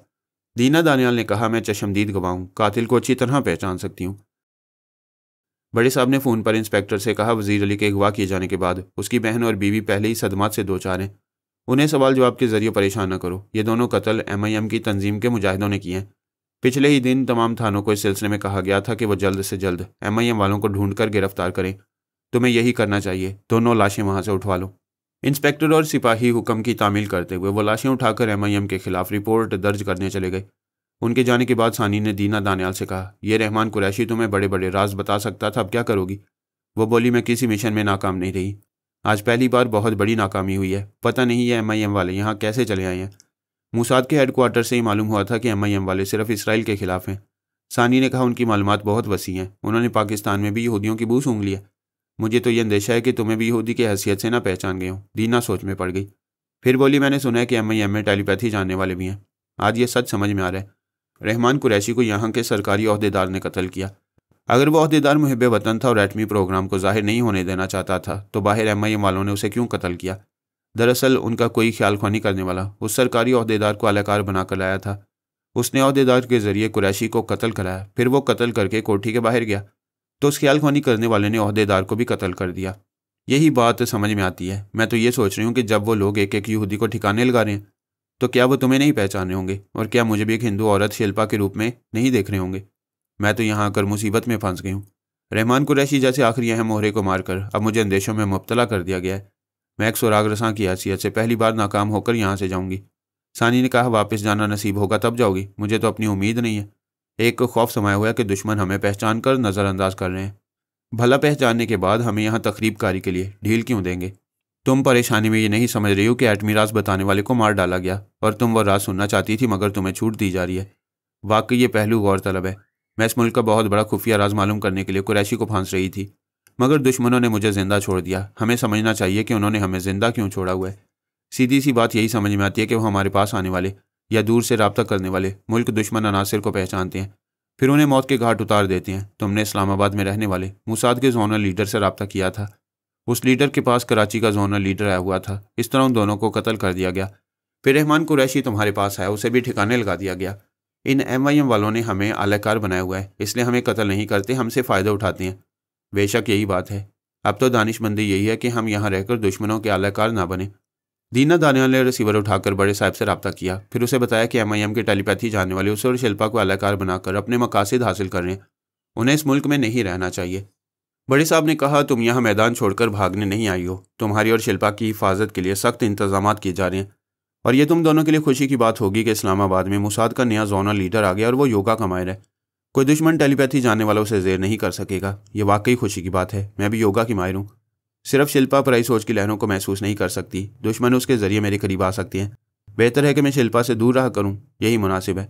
शिल्पा को इसी बंगले में अपने शौहर वज़ीर अली की गुमशुदगी पर सोगवार रहने दो और तुम अपना मुख्तसर सा ज़रूरी सामान लेकर वहाँ से निकल जाओ।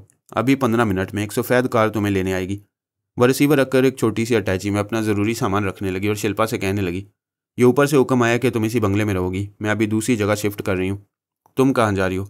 मैं अभी नहीं जानती। मेरी रिहाइश का कहीं दूसरी जगह इंतज़ाम किया गया है। हमारी भलाई इसी में है कि हम एक दूसरे से दूर रहें। 15 मिनट के बाद एक गाड़ी आ गई। दीना ने शिल्पा से रुखसती मुसाफिया किया, फिर वहाँ से चली गई। उसके जाने के बाद सानी ने टेलीपैथी जानने वाली जैरी को मुखातिब किया और कोड वर्ड्स अदा किए गए। वो बोला, यस सिस्टर, मैं हाजिर हूँ। सानी ने उसे वहाँ के मुख्तसर हालात बताए। फिर कहा, मेरे दिमाग में आओ और बड़े साहब के अंदर पहुँचो। ये मालूम करो कि दीना दानियाल के लिए नई रिहाइशगाह का कहाँ इंतज़ाम किया गया है और वहाँ का फ़ोन नंबर क्या है।